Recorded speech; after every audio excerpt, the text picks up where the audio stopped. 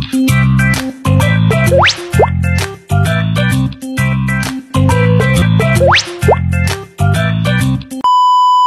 guys! Welcome back to my channel!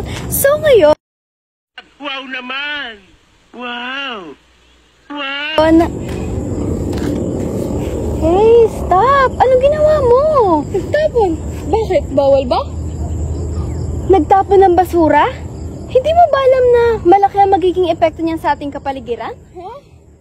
Si isang basurang yan? Magkakaroon ng epekto? Paano? Bakit? A few moments later. Hello! Magandang araw sa inyong lahat. Ako nga pala si Angeline Gonzales. At ako naman si Hazel Ansakay.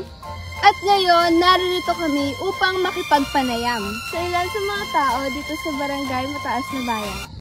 Parang may naamoy ako hindi maganda. A few moments later.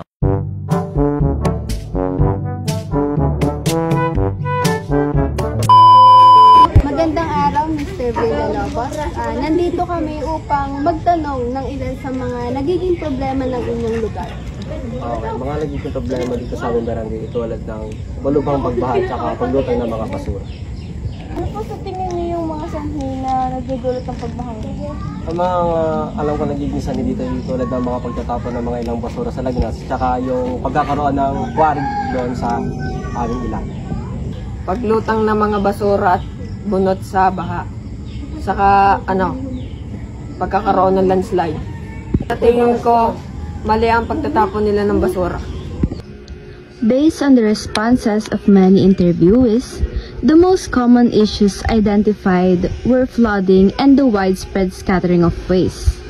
Improper waste disposal has numerous consequences, including severe flooding and the accumulation of floating garbage.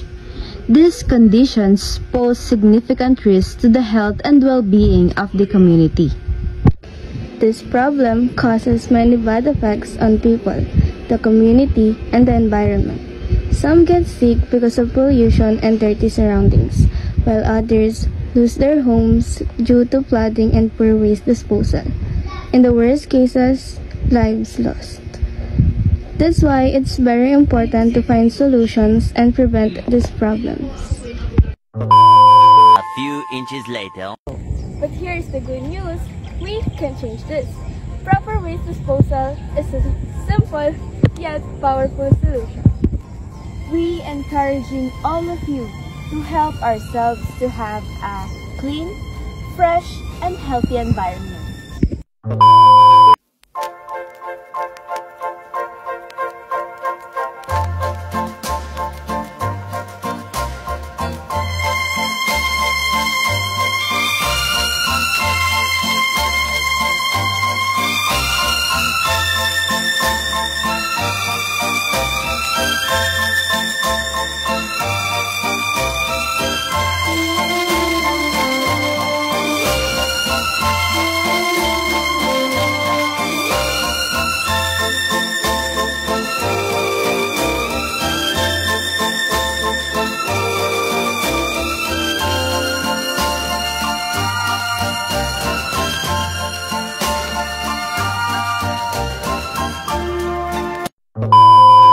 Yun lamang, maraming salamat.